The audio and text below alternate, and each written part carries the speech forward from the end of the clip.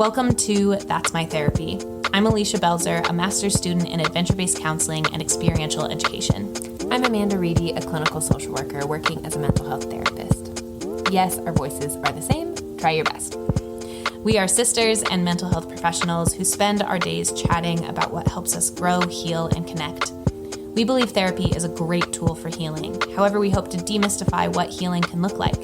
As in our experience, humans are intuitive, creative, and determined when it comes to caring for themselves. Each episode, we will get curious about therapeutic things that aren't traditional talk therapy. We will break down why those things might be helpful from a clinical lens. Let's get it.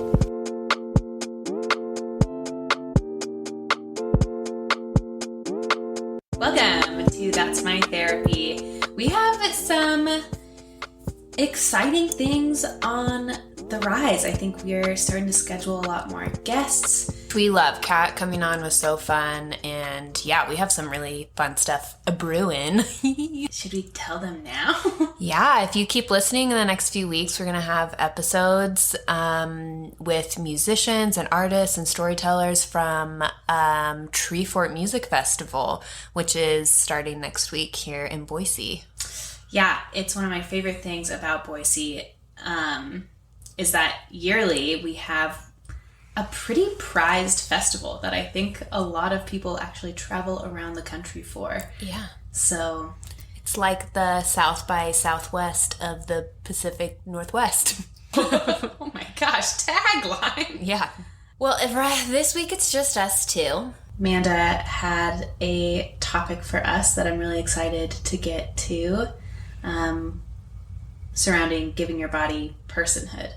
Yeah, it's been a real journey. And as always, talking about myself makes me sweaty. Good thing we have hot tea and blankets. Hot matcha. So with so many overwhelming things happening soon / of late, I often use tools to check in with myself if I'm alone and want to do a tarot reading or something. But I also use a lot of tools in check-ins with groups. I've done a lot of group therapy in my history, and I'm always looking for different things that can quickly get to the root of how someone is feeling. So something I use often is Shiji cards. They're just like random, sometimes really weird images. And there's a few different ways to use these. Maybe I'll throw it out there and you can decide what you want to do. Yeah, I'm brand new to these, so hit me. So one would be, I hand you a card or even like 2 to 3 cards, and you describe how one or all of those cards describe where you are at physically, emotionally, spiritually, etc. I feel like I want you to hand me a card. Okay. Because I love everything that you bring forward in my life. Okay. In that case, I'm going to like put a little bit of my juice. I'd love some. Please. I need some of your energy. All right. What do you have? So it's like a easel with paint and like a Bob Ross setup. What's that called? A palette. Yeah, the easel with the a palette and paintbrush. Very Bob Ross-esque picture too of mountains. You know, I keep getting pulled back to that word creativity. And I was just thinking of this last night because a little bit that I was slipping from that call, you know? Or trying to understand what does creativity mean to me and mean for me. Because for me, it's not painting probably or drawing. That's not where I have an inclination to hone my creative skills. But creativity for me seems to be saying yes more to things that put me outside of my comfort zone or put my mind or body in a different space. Feels like an invitation to return to that. I have a lot of little insecurities or worries about doing this whole Treefort thing. That's what I was thinking. I was like, oh, I am about to put you in a lot of situations that, like, it's not your natural yes. It is so far from my natural yes. Yeah, we're being creative with our questions, how we relate to people, what it means to be alive and fully human and embodied. So this is like a keep pushing. That's what the reminder feels like. Okay, what do you have for me? Oh, here you go. That popped out. Ooh, we have a honeybee with like some very stark color contrast of yellow, orange, and like a magenta.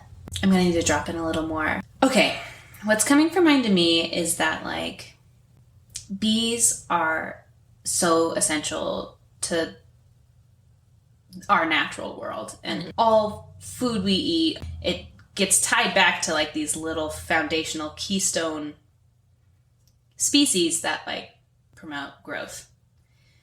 So I think lately I've been having a lot of opportunities, but also overwhelm in regard to like tapping into the things that I know will like keep me growing and keep me strong and healthy, like sustainably. Yeah.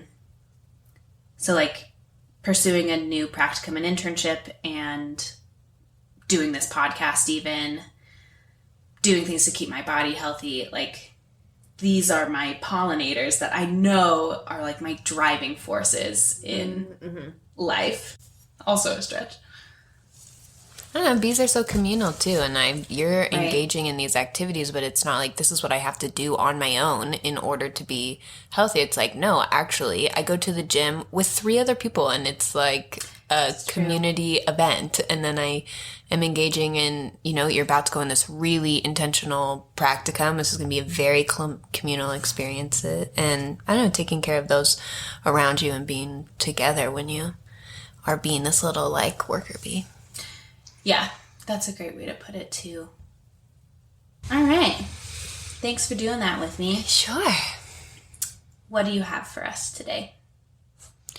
Man, I've been thinking about this for a while because it's been such a journey when it comes to body love, acceptance, and understanding and listening to my body, that it's hard to just say this one thing helped me do this, and that's my therapy.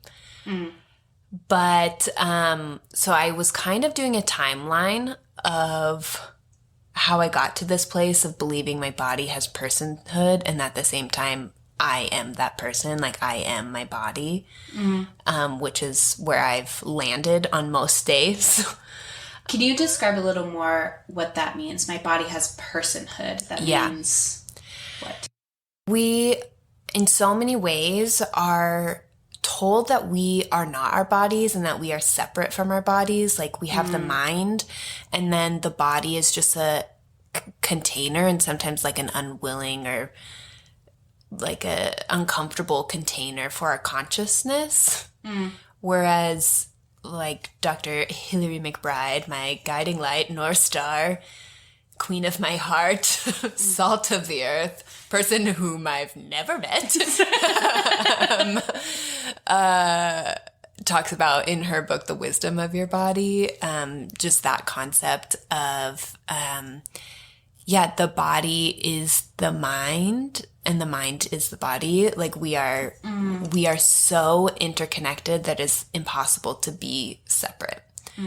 But the idea that my body has personhood has been a tool that I learned in order to use more self-compassion towards my body.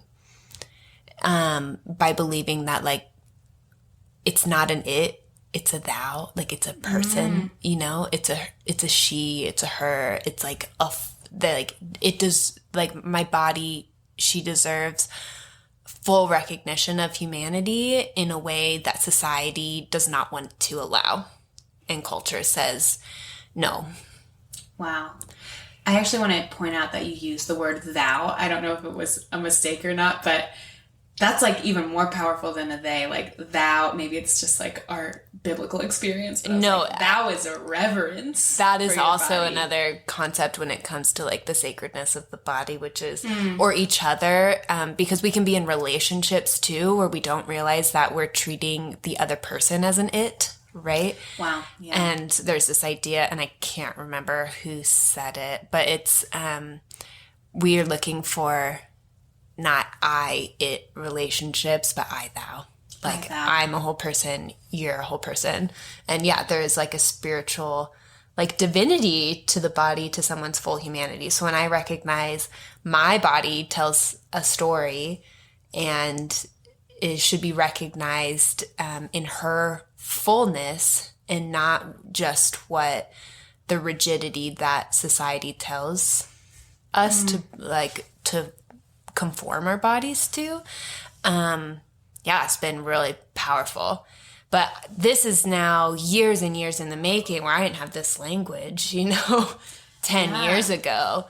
So for me, though, if I can back it way up on when I describe what this started with. Please, I was going to ask what this started with. It started with, I can even go back to like 7th grade where like I watched Mean Girls for the first time, and that scene where all the girls are like looking in the mirror and just like, my thighs are so fat, and it's like my pores are huge, and then they like look to the girl and it's like, obviously say something bad about your body, and she's like, oh, I think I'm supposed to say something. And that actually hit me in a way that was like, oh my gosh, this really is how girls are talking to each other and about themselves. And I started noticing more and more the inability for women to take a compliment. And I didn't like it. It felt sticky to me. There's something in me that has a ferocity that says I'm not going to participate in this.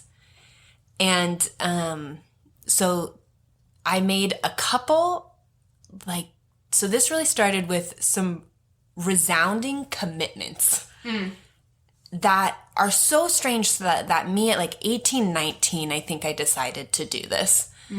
Like in a, what's it called? Something declaration. Sweeping declaration. Yeah, sweeping declaration. Made a sweeping declaration to my body, which is so strange because it came from something, how sometimes we say that some things come from a deeper knowing, a deeper truth, and it has this self-energy and self-compassion to it. That's not where this came from. This came from a fierce protector within me that has such a ferocity around certain things that had literally took charge. That just said, hey, look at me. Here's what we're going to do. We're going to do it different. You got it? I'm like, tell me more. We are not going to participate in the way that your mom had to participate, her mom, grandparents, grandmothers. We are cycle breaking here. And probably didn't have that language then, but it was a fierce knowing that came from a part that said, I am going to be so committed to breaking this cycle of self-loathing that I am seeing in our culture. And I had a little bit within myself that wasn't ever mine to begin with.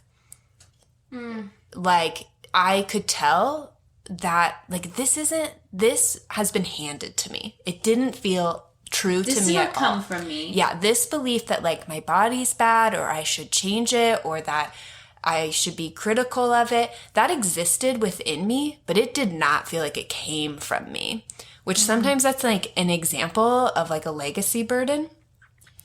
Yeah. So, and I look at our family, and we have through the feminine line, just generational disordered eating, which I'm realizing is just kind of was a cultural norm. As we go back in generations, it was just so common. It just didn't even have a name. It was just hey, you should try these diet pills, or the way that it just has been so prevalent in society. And then I've seen how it manifests through the feminine line of like the ancestors in our family. And our mom she was so brave and kind and vulnerable to be really open about her experience with her own body and her own like experience with disordered eating and body image stuff, that it felt like if I did not honor the work that she really had to do to break out of this, that it would be a disservice to her. Wow. And it was like, she worked so hard to do this differently. And I still, like, we can see how sometimes that's still a struggle and how that can still be a really sticky area. And it's like, all she wanted for her kids is to do better, right? Is for us to not experience this same level of, like the toxic relationship with food or body image or weight. And if I went down that path, it would have like been a slap in the face to the work that she did to heal from that. So I made a sweeping declaration randomly one day, just in my like mirror. And I was probably like 18 or 19. And it was just like, hey, we're not going to do it.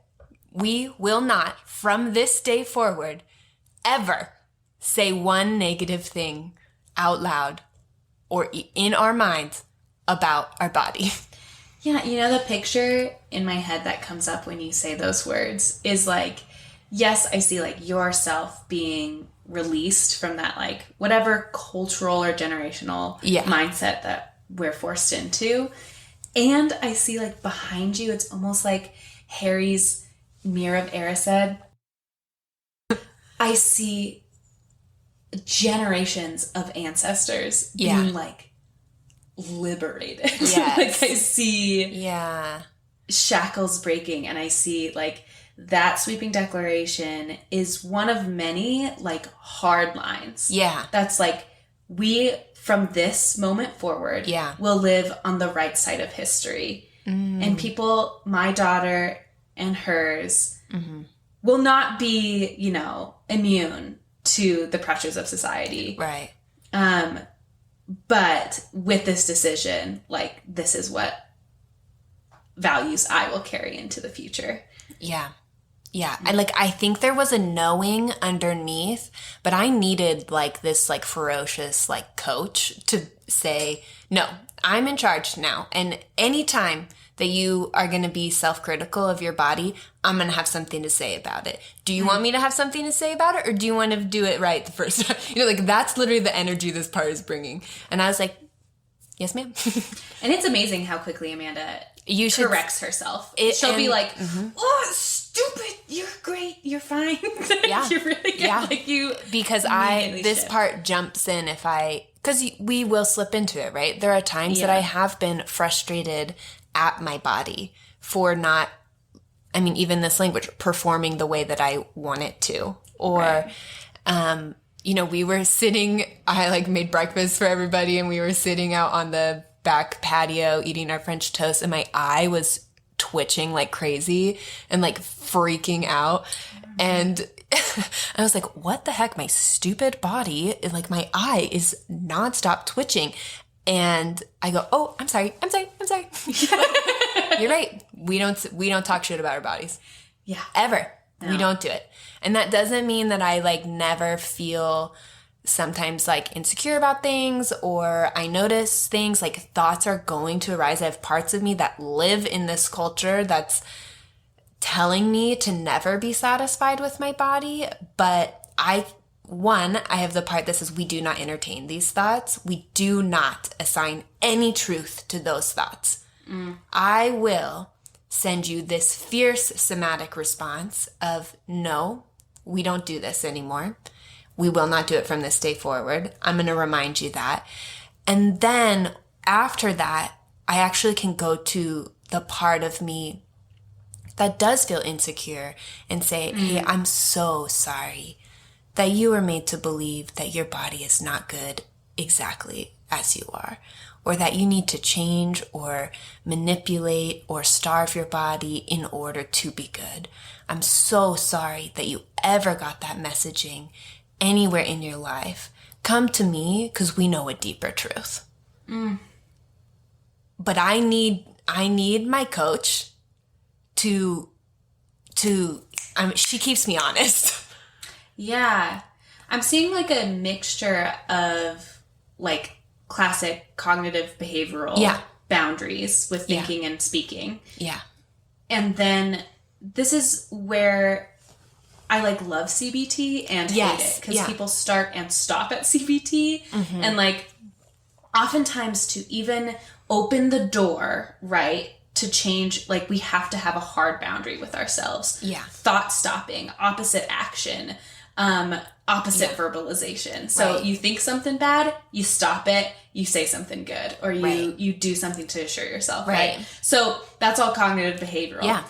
And then what I love so much is that you then used that to be like, whoop, we're going to stop the dangerous thing. Right. And I'm actually going to wiggle in here. Yeah. And somatically check in and make sure you're safe and make sure you're validated. And I'm going to engage in the complicated relationship. Yeah. That is having a body. Yeah. And I do not have an agenda to let you know that you are, no matter what, you are mine and I am you. I am you. Yeah, exactly. So that's where it started. So it started with that declaration of I will not criticize my body in my mind or verbally. Yeah. And I also did 2 other things, which were sweeping declarations and rules, because I do like to have a code for myself. And anytime somebody gives me a compliment, I either say thank you or I know. Yeah. And to be clear, not in like a conceited way at all, but I'll be like, Manda, pants. And she's like, I know. I have these it's like so great good. corduroy trousers. I was so stoked to find them. And so I'll, if someone says, you look so beautiful today, I will just say thank you and receive it. Or if it's like, oh my gosh, your hair looks so good, I'll be like, I know, I actually put a lot of effort into it. Thank you so much. Yeah, thank you, right? So those are my rules. I won't ever say, no, I look like shit, but you look beautiful, because that's what we're kind of like modeled, is to just not. Yeah. And it doesn't mean I'm, self-deprivation is not the same as humility. Yeah. Amen. Yeah. I'm wondering, how have you lived in this code in relation to other people, specifically like other women that you're in relationship with, friends, family? Yeah. Do you feel like a lone soldier in this endeavor, or is it, how do you connect through this code with other people?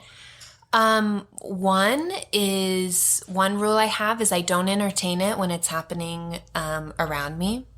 I don't necessarily have to like call it out of saying, hey, let's not talk about our bodies this way.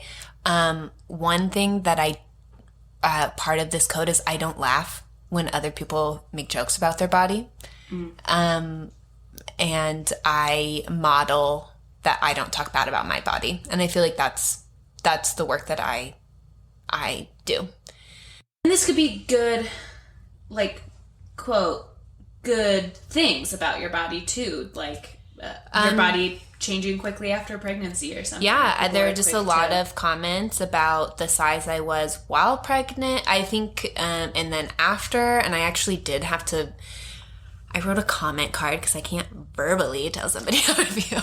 Obviously. Because I said any comments or suggestions to improve care, and I said, please do not talk about the size of my body, whether you believe if it's a compliment or not. You're encouraging weight bias, and you have no idea the relationship to my body or to food that got me to the size that I am. So even if you're saying like, wow, you've bounced back so fast, and it's like, my only focus has been eating as much as possible so I can like adequately provide nutrition for my child, but I'm somehow being like rewarded for this, or like and my body listens to these comments and also listens when I don't hear them. So, which is complicated, right? Of like, hey, I don't like that I feel something when you comment on my body, even if you think it's positive. Like, my body is listening, and it's not saying, oh, look how good we look. It is internalizing, and if I wasn't this size, if I didn't bounce back, as people say, then would I have less value? Like, it's complicated. So I've had, so I will say, like, please don't make comments about my body.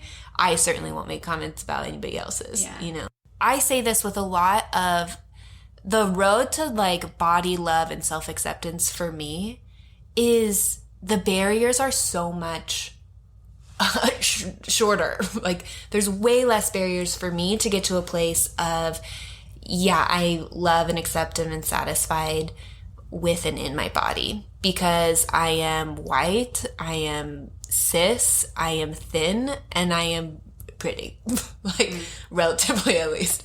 Like, so if I can't, get there, I just, like, we have to recognize, and I'm able-bodied, right? Right. So there are all of these things that are the untruths that society wants to tell us about what it means to have value in and as a body. And my untangling of this likely does not have the hurdles of someone who does fall in these other... For you, it was a decision. And maybe not... It's a decision that's also pretty reinforced by society. Right. People tell me I should feel good about myself. Yeah. Mostly, yeah. Whereas others can make that decision but still receive the onslaught of messaging. Yeah, it's to say, like, have people with chronic pain, a disability, who are oppressed and marginalized because of their color, age, etc. Like, those are things that create a complicated relationship with your body. When really it's, if you have someone who's has a disability, is in a wheelchair, they can make this say, no, I'm actually choosing to believe that my body is good, that I have value, I have purpose, and this is the only home I have, so I'm going to love this home that is my body. And then every day get messaging like, hey, we don't have an elevator. Hey, you can't, like, there's no automatic doors here. Like, society is reinforcing saying, hey, actually your body is less than. It's really, those are the things that I think are contributing even more to this belief that we're just not good unless we're of a very specific, of one thing. Yeah. Whether that's a rigid gender binary, whether that's the color of our skin, our able-bodiedness, our pain, all of it. Yeah, wait. So, moving on to giving my body personhood, that was a big shift from the sweeping boundary. Yeah, of I'm not talking shit about my body, and I'm not gonna entertain when other people are talking shit about their bodies. Amen. And then, so what you're saying, that was like the fiercest part of you, just being just saying no. And now we're coming to a part where we have learned more language. And I heard on a podcast, the Liturgist podcast, actually, they had Jamie Lee Finch on, who is a writer, a poet, and an embodiment coach. And she talked about giving her body personhood and she does this with her work and her clients, is stop calling your body it and give it give it personhood. So I now exclusively call my body she, because that feels true to me. And it helps me, it's a constant reminder that this is not, I am not an object, I am a whole person. And just that little shift, it opened up this entire world of seeing my body not as an object or just like, we're just not going to participate in talking shit about it, but in what else is she telling me? Like, that she has a story and I want to hear it. And when she's going through something, it's not her, it's not, my body inflicting something on me. It's my body telling me my own story. Like, it shifted from just the, nope, we're not going to criticize, to opening the door to like deep respect. Wow. For my body. And, it's been powerful just to have that little cognitive switch. And because I, as a person, am historically, it's easy for me to leave my body. It's easy for me to like be really far away. Like, even now, I got really into this conversation and I haven't noticed that my foot's asleep, and now I just noticed there's a cat on my lap, and it's been a while. Yeah, I have not been in my body, and I'm like, oh, I need to shift and move. And when did this cat get here? But it's easy for me to leave my body, and then I have to be intentional to return and to listen.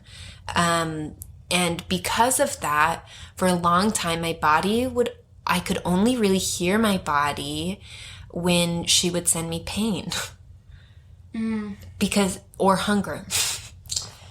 Yeah, of like, struggle with that one. Yeah, the two that I'm like, oh, you're in your body now is when I have pain. Yeah. So that's when I did do my own therapy, and I went to an IFS therapist, and I sat in the chair and I dropped in. You close your eyes and you're noticing any sensations that you feel.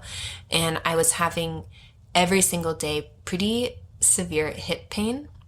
I just noticed that pain and that sensation, and I sat with it and I listened, and I had parts that were frustrated that it didn't give me an answer in English because it speaks the language of the body. So I just had to feel it to sit in silence for like 10 minutes, being observed by another person, just trying to notice this sensation in my hip, and then to watch it transform and feel it transform from pain into the ocean, right? That I had really felt and found this ocean within me that felt ancient and never ending and new all at the same time. And when I had asked, what do you need from me? And all it asked, after minutes of sitting in silence, it finally said, stay close. And that's when I recognized that is my body inviting me home. And it's like, return, be close to me. And my hip pain was happening because I was leaving my body every day at work. I was sitting for so long without moving, without just doing therapy with 5 or 6 people back to back, and then jumping right into documentation, or getting in my car. And I was just like, the only way I can do this is if I ignore all needs that my body has. So this was its invitation to say, the pain is just asking you to return, is to stay close, And when I had the privilege of shifting my work life, and the pain went away so quickly. Yeah. Because I had returned to her, and she was waiting with open arms. Whoa. Yeah. I love that story so much, and clearly we've adopted so much of this somatic language into just our daily conversations. Mm-hmm. And I think we joke a lot that we've never had an original thought, but the second we tap in to this somatic world within us, that is vast. Yeah. It's huge and complicated. I think you've come back from those times with the most novel, original, and truest experiences. When you tell me about going up the mountain and leaving your parts, and then meeting the ocean, and then also just I I'm noticing the pattern of anytime we reach in somatically, I feel like many of us experience visualizations of like nature to explain our internal worlds. And how could that be if the body was so separate from this world? Like, I think if anything, it's calling us to be closer to the largeness around us as we have the largeness within us. So that's sort of where I am today. I want this for other people too, to just love themselves. You don't need to buy anything, I promise, in order to start this journey. You don't need the new skincare. You don't owe your body or the world anything to start. At the very least, me at 19 knew something within me to say resounding commitment, sweeping declarations. Let's start with no. I'm not. I started with a no, and then I ended with like the biggest open-armed yes. Yeah, and I want to point out that this was a 10+ year journey for you, and that body positivity does not start with like, I love my body, I'm obsessed with it, it knows all truths, I trust it more than any friend. It can start with acknowledging that your body is a whole. Like a whole person. And just like literally, even if you can't feel any love for your body, just start calling it she, he, they. Whatever feels so true to your experience, try that one little trick, and I don't know, it's opened up so much for me. I feel like CBT is often the gateway. It's like we just need to stop something. We need some action to flip. And then you might be surprised if later on there's more space for you to go deeper.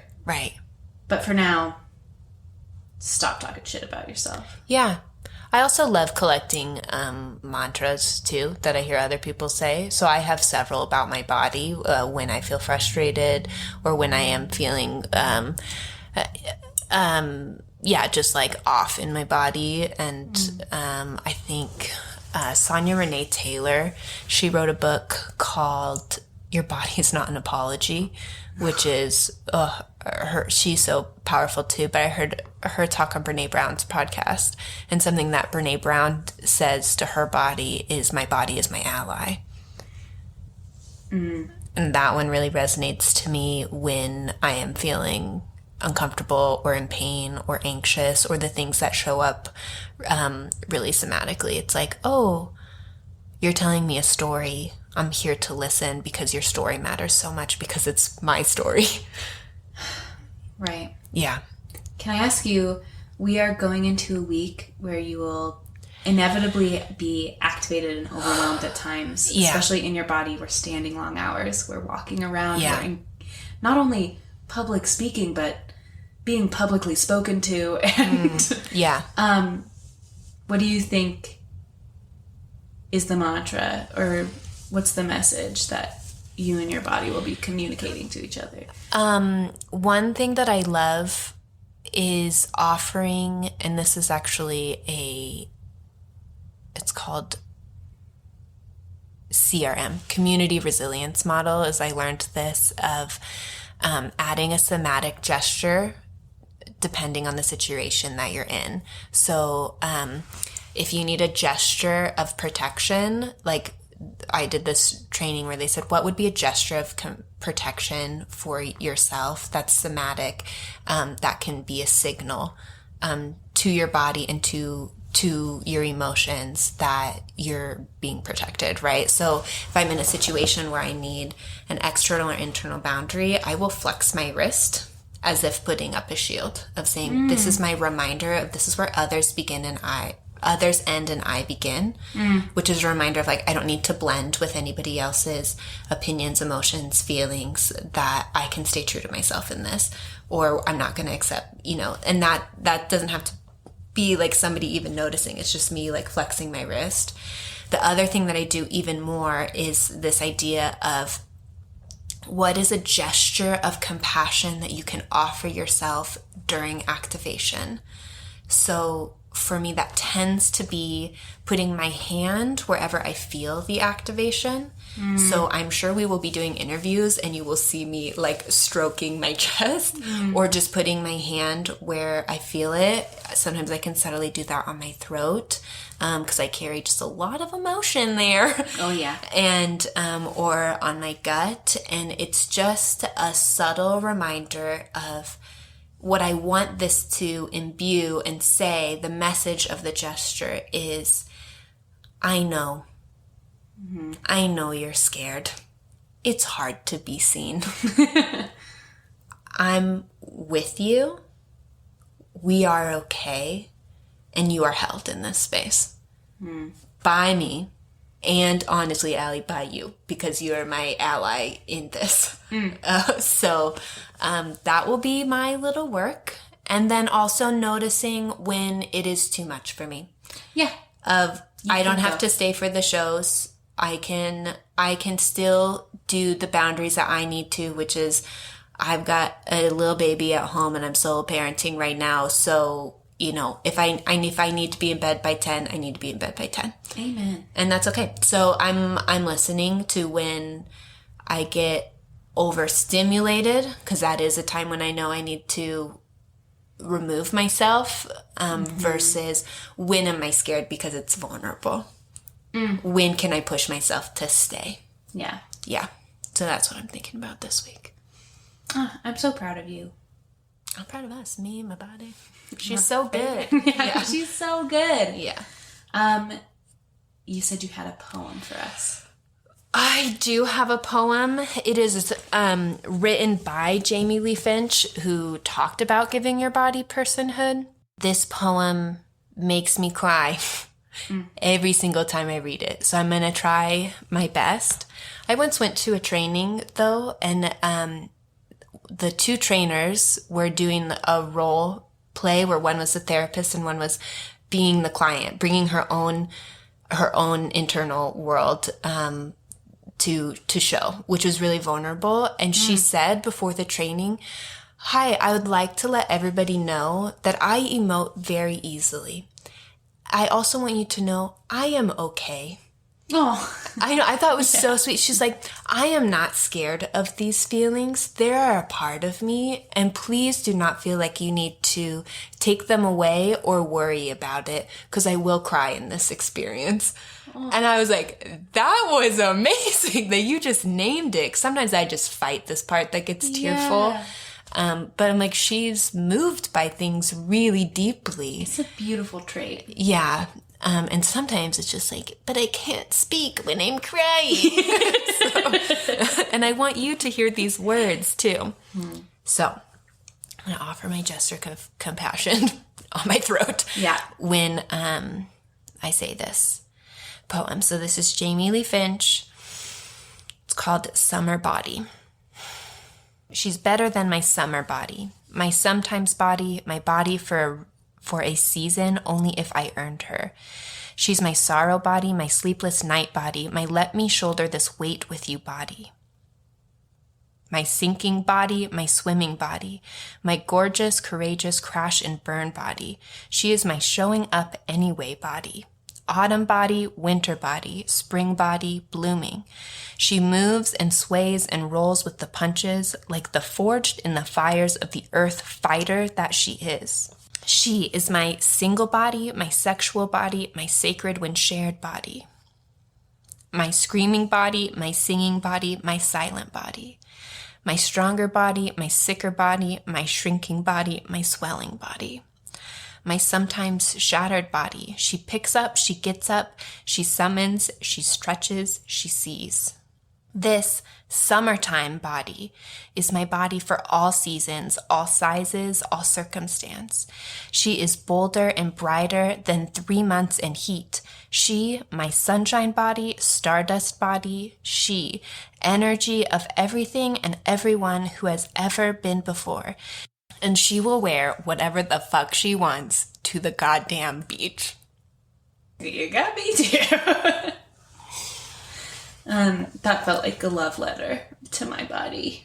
All right, y'all. Stay close. Stay close.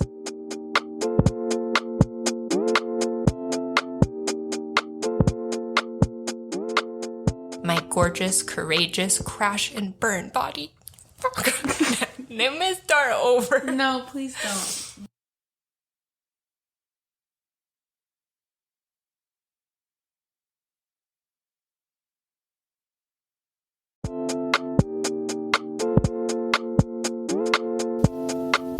Thanks for listening to That's My Therapy. If you are seeking resources to care for your mental health, a good place to start is Psychology Today's list of qualified practitioners in your area, or by contacting your insurance provider to get a list of in-network clinicians. If you are feeling suicidal or needing immediate help, you can reach the Suicide and Crisis Lifeline by dialing or texting 988.